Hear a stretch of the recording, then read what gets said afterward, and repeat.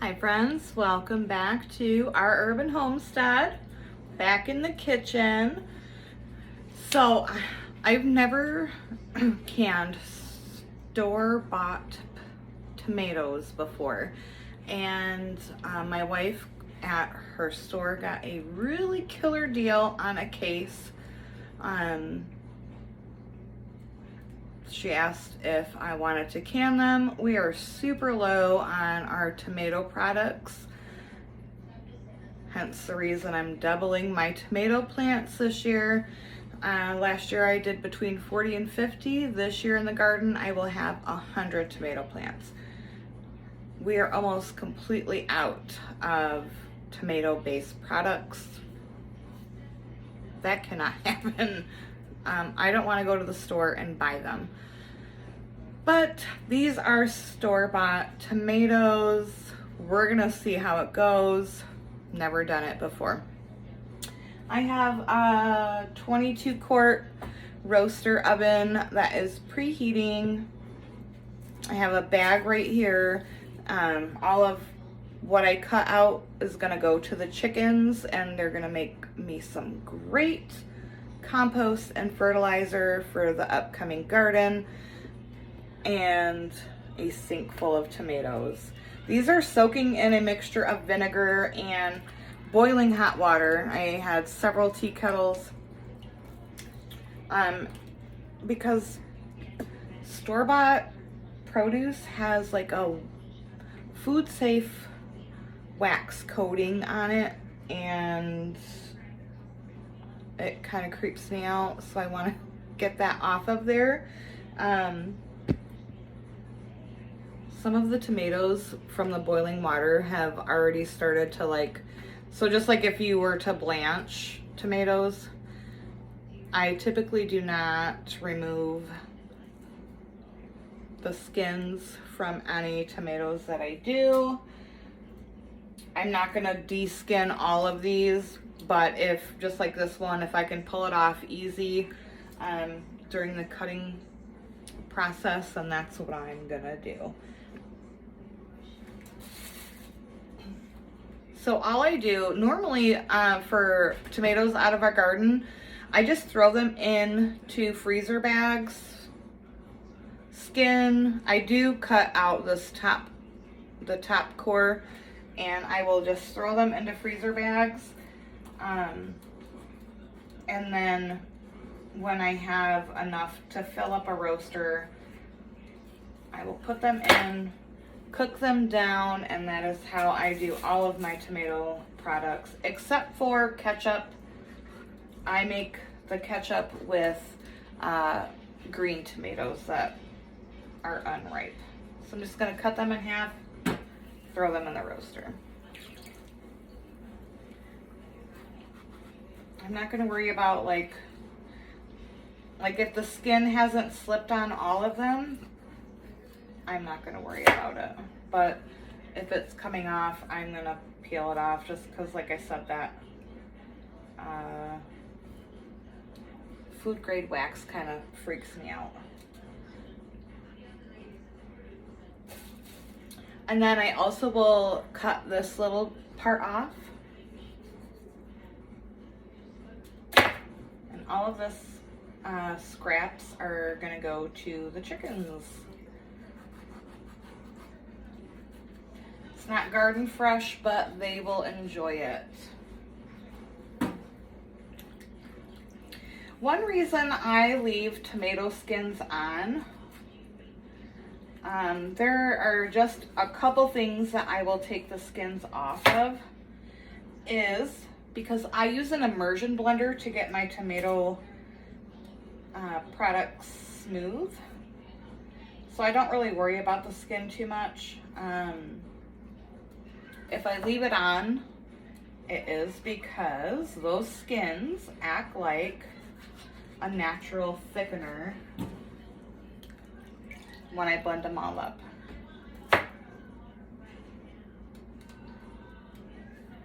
I am not cooking supper tonight. Tonight is leftover night for dinner. We still have a little bit of the pizza that I made last night. and I think 2 of the stuffed peppers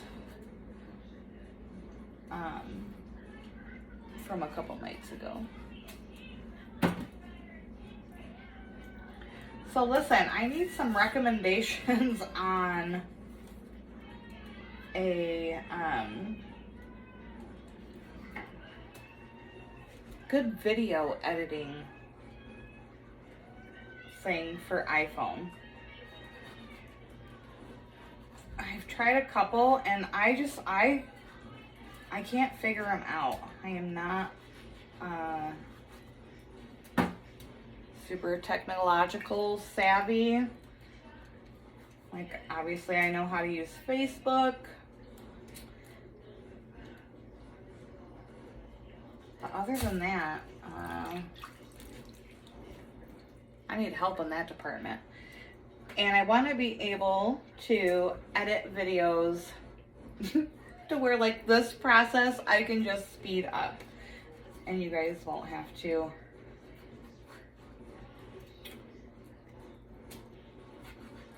suffer the pain. So I think I'm gonna try to stop this video here while I get all of these done, and cross our fingers I can figure out something from one of these video editing apps. So I will leave you here and I will be back when my roaster is full. So all of the tomatoes have been cored and cut and into the roaster. It is on 250. Give them a quick little stir, and then I'm gonna add some salt.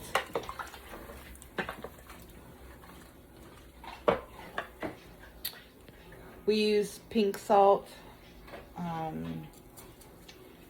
If you're gonna can this, I would not recommend using iodized salt. It will, I mean, you can, just know that it will make your final product cloudy. And I like to have beautiful things on my shelf. Okay, so we got the salt in with the tomatoes. These are gonna cook on, let's see, it's 5:30 right now. These will cook overnight, and then tomorrow morning I will take my Immersion blender, blend them up, and then cook them down again for the rest of the day before I process them. Okay, so the tomatoes have been cooking down for quite a few hours, and I'm gonna give them a blend with my Immersion blender.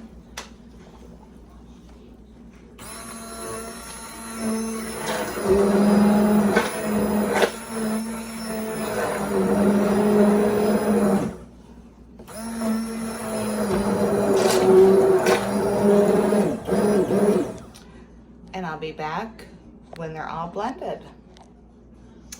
Okay, so I've got the tomatoes all blended, and a blender of some, I have a large blender, but an Immersion blender has really been a game changer for me. So if you're interested in preserving your food, I definitely recommend an Immersion blender. Less than $30. Special. April said less than $30. It's seriously a game changer. I would used to have to scoop all of this out, put it in my blender, blend it, put it in like 6 different pots, and then put it back into the roaster for its final cook down. With the Immersion blender, I can simply do it all in one step.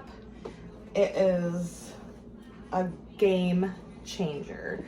So the tomatoes are blended, and these will cook down for another 12 to 18 hours, and then I will show you how I like to preserve them. Okay, so it's the next morning, and the tomatoes have been cooking down all night. Looking good. I have my water bath canner going with my jars in there, sterilizing. And I'm going to add some of this tomato powder that I have just to thicken the tomato sauce up a bit. I don't really know how much I'm gonna put in. Just a little sprinkling over the top.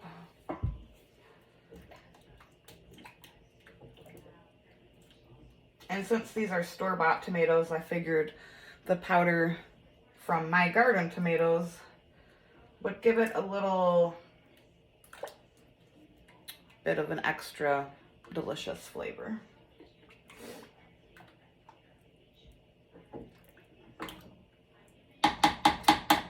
All right, I'm gonna get my jars out of the canner and get my lids and bands ready, and I'll be back for the next step.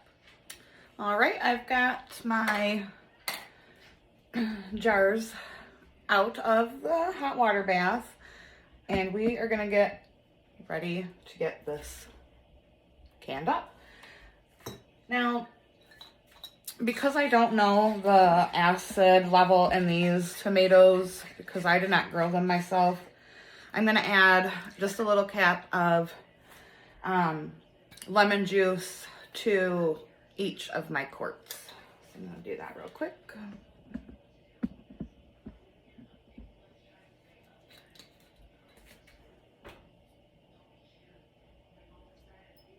This will not affect the flavor at all. It's just gonna make sure that that acid level is proper for it to preserve,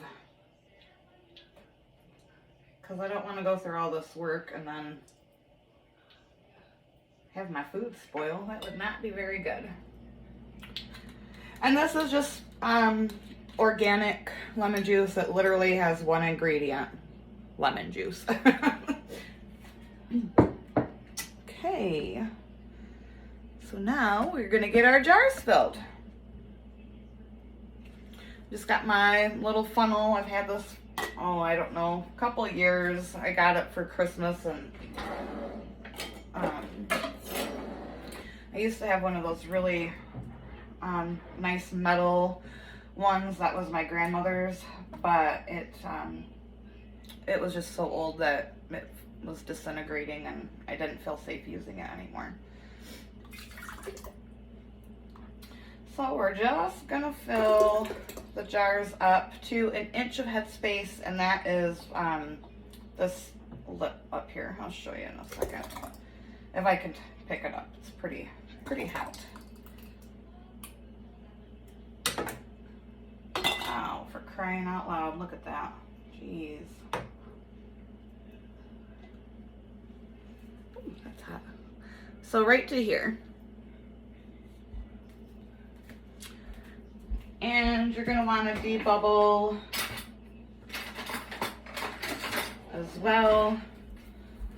You can use a toothpick, or not toothpick, chopstick, skewer, anything you want. You just go around, make sure there's no bubbles in there.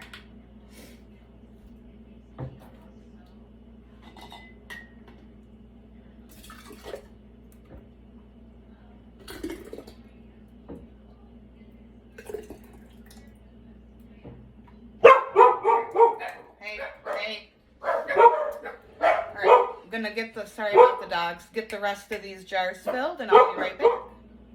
So now that all of our jars are filled and debubbled, I have some vinegar on a paper towel, and you want to wipe your rims just to make sure you get all of that tomato off of there.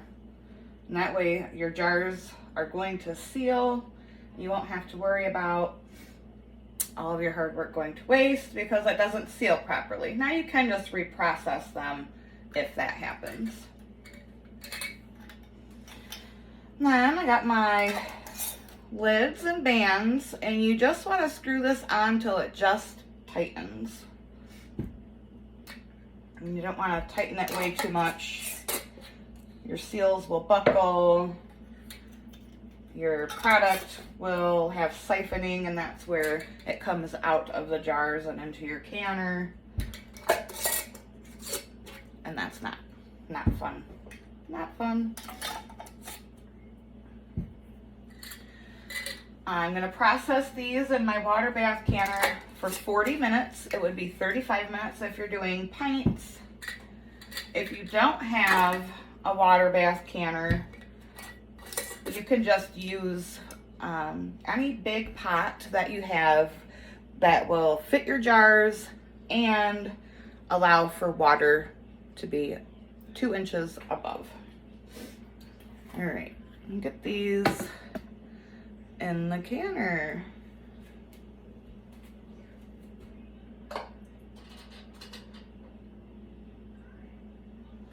Sometimes this rack falls in. I've gotten burnt so many times doing this, so I'm always a little nervous.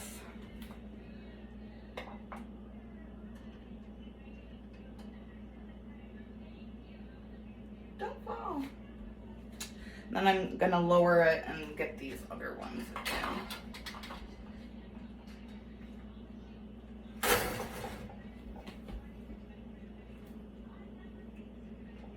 Oh yeah, I should probably use the tongs. That would be bad.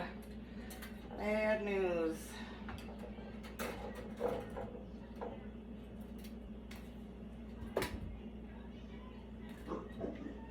Looks like I've got a little too much water in here. I'm gonna have to take some out, otherwise it's gonna overflow.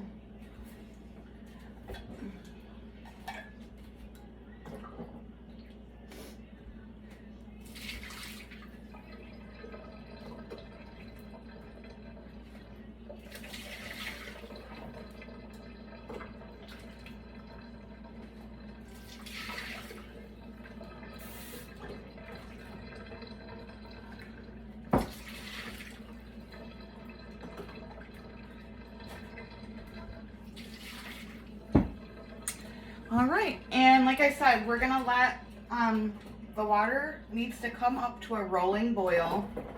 You start your time when it's at a rolling boil, and these will go for 40 minutes at a rolling boil. And I will be back to show you when I take them out. Okay, so it's been 40 minutes. I apologize for the noise in the background. I have my electric pressure canner out because I had some still left over from these and want to get those done as well. So this pot has been off for about 5 minutes. I like to leave my jars in the pot for 5 minutes before I take them out. And we're just gonna get them out of the canner.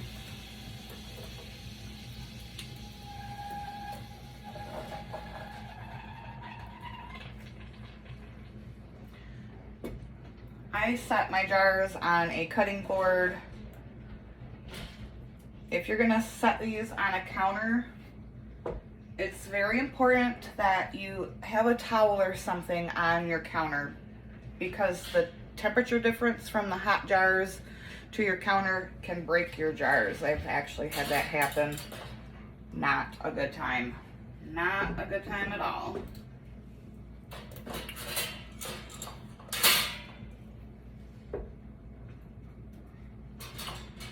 So I hope this video helps someone on the process of canning tomatoes.